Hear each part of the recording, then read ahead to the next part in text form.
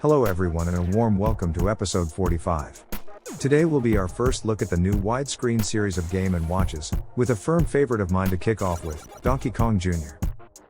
Selling an astonishing 1.2 million units, this beautiful little gem of a handheld was first released for sale by Nintendo on October 26, 1982. Giving the production code of DJ-101, this game represented the 21st Game & Watch issued since the original game called Ball, back in 1980. Battery insertion, time and alarm settings, the overview of how to play including the point system and bonus rounds are covered here. Please feel free to pause on any page that interests you. The cartoon flow diagram style of instruction on how to control Junior throughout the gameplay is intuitive, as are the warnings about the many snapjaws and birds that must be avoided. Unlike the prequel multi-screen game from earlier in 1982, this game sets up Mario as the antagonist, the bad guy, who's locked up Donkey Kong, and we see his son Junior attempting to free him. So that wraps up our whistle-stop look at the instruction booklet. Let's briefly look at the complete series of the collection Nintendo called the new widescreen. Here we see today's star of our show, Donkey Kong Jr. Next to it is the game called Mario Cement Factory. We also see the re-release of the Silver Series favorite, called Manhole, in a super sleek blue paint job to underscore its upgraded credentials. The game called Tropical Fish is a brand new game, a stunning looking handheld that has a bedazzling bright metallic orange faceplate. Then there's the last four games. Let's see.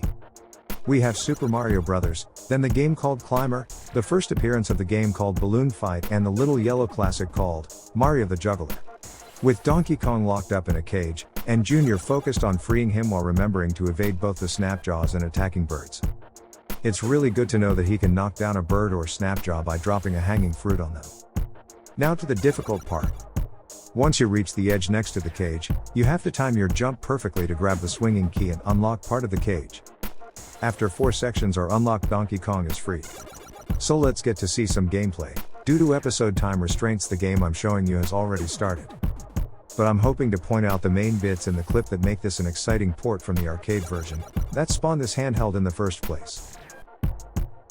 Junior drops a fruit on a snapjaw but quickly loses a life, respawning on the lower left of our screen. Junior dodges several birds, and then jumps over a snapjaw. Trying to use a vine, he attempts to pass another, but sadly drops prematurely and loses a second life in quick succession. With only a solitary life remaining, Junior finds his rhythm and successfully unlocks the third quarter, or part of Donkey Kong's cage. Now with 47 points showing, Junior must repeat that perfect run to unlock the last part of his dad's cage. Wait for that fatherly smile. Nearly there, one good swing, and he's got it. Showing 86 points, Junior completes this stage. Well, that's it for our quick look at both the graphics and gameplay. What do you think?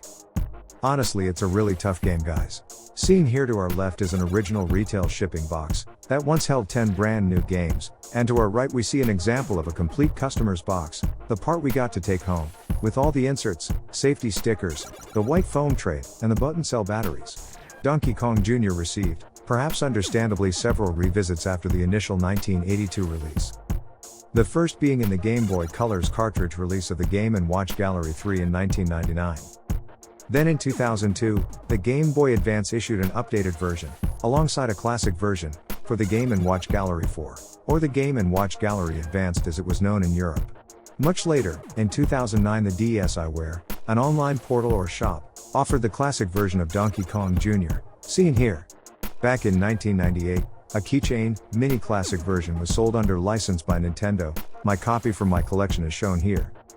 A little known Game Boy Advance accessory, the e-reader had several Game & Watch titles including today's focus, Donkey Kong Jr. In 1983, Nintendo issued a cleverly designed, panorama screen series of Donkey Kong Jr., again as a Game & Watch, although the gameplay differed. Clearly I'll do a complete episode on this at a later date.